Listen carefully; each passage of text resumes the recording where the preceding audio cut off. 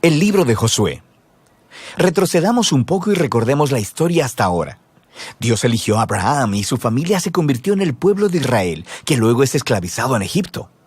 Así que a través de Moisés, Dios rescató a Israel de Egipto. Él hizo un pacto con ellos en el monte Sinaí y los llevó a través del desierto. Así que después de esto, Israel hizo campamento afuera de la tierra prometida, y Moisés les llamó a obedecer los mandamientos de Dios para que pudieran mostrarle a todas las otras naciones cómo es ese Dios.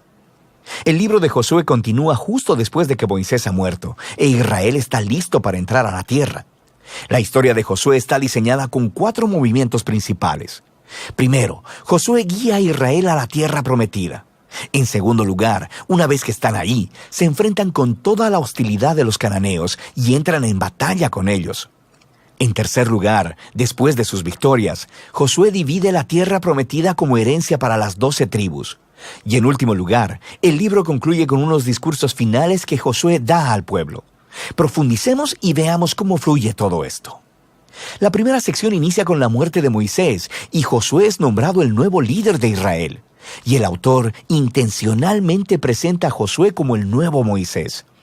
Así que al igual que Moisés, Josué llama al pueblo a obedecer la Torá. Esto es los mandamientos del pacto que les fueron entregados en el monte Sinaí.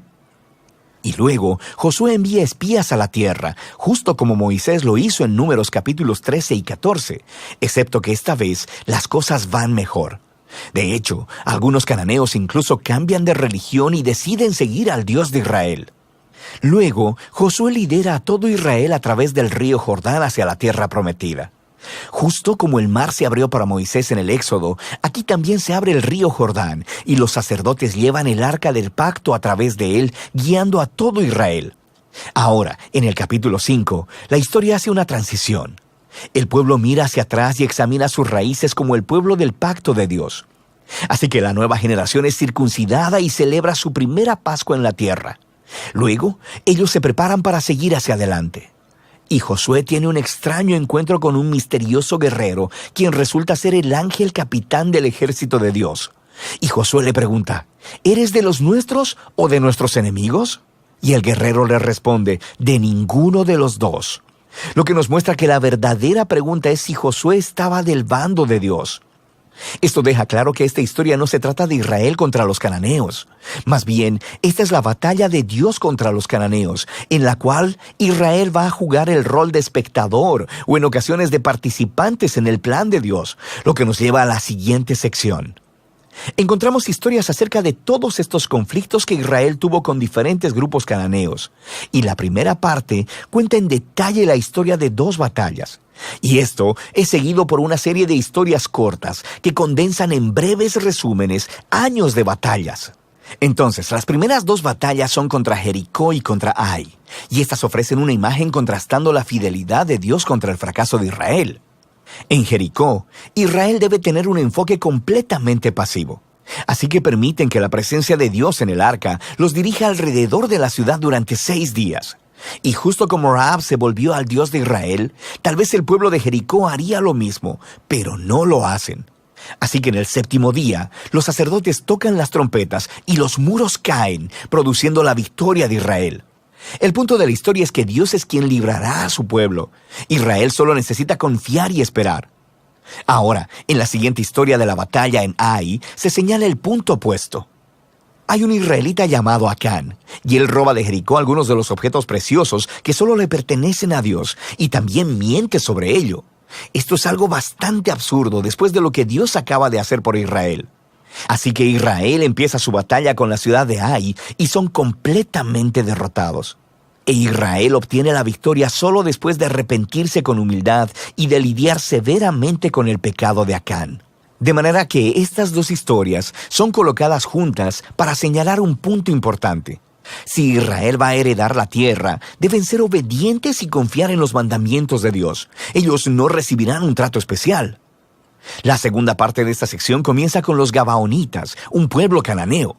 Y ellos hacen justo lo que Rahab hizo, volverse al Dios de Israel y hacer paz con Israel.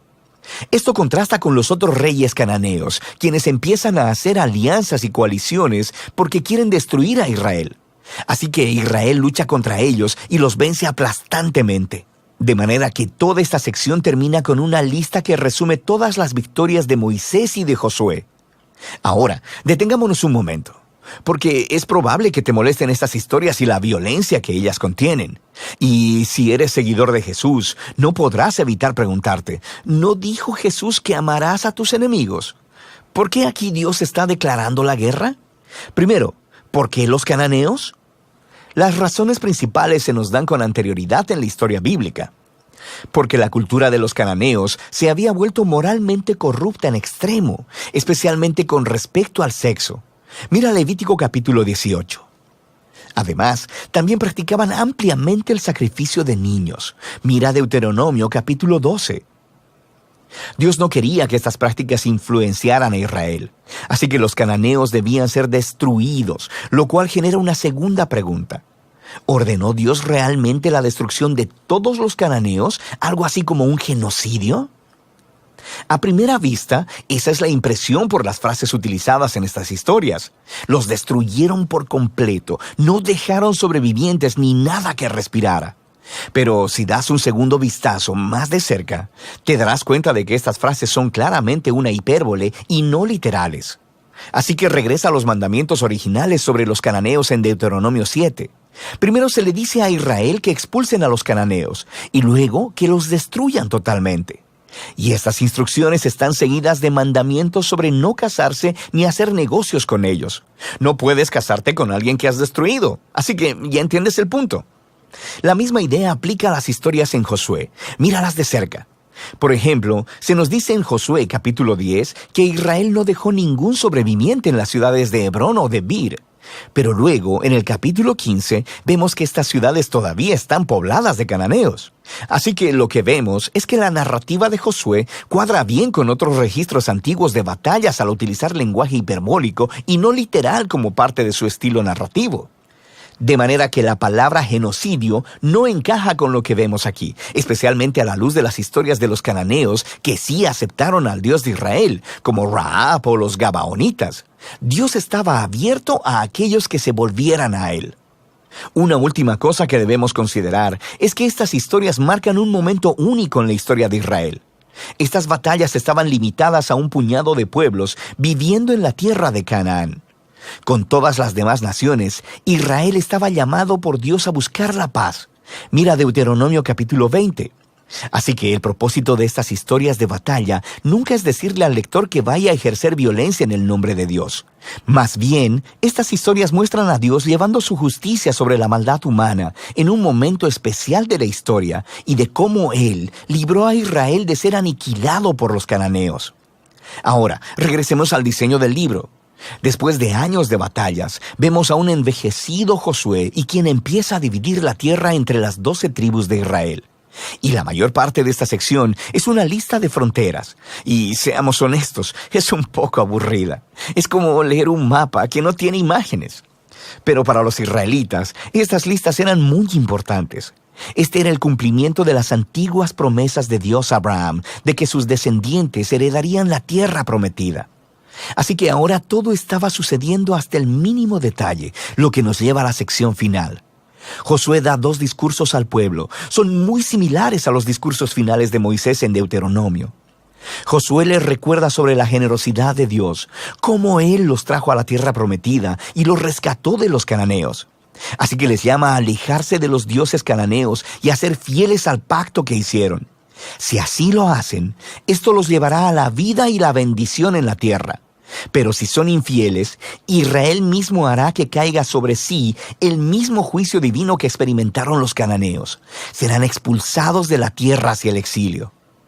Así que Josué deja a Israel con una decisión pendiente. ¿Qué hará Israel? Esta es la gran pregunta que surge mientras la historia termina. Y este es el libro de Josué.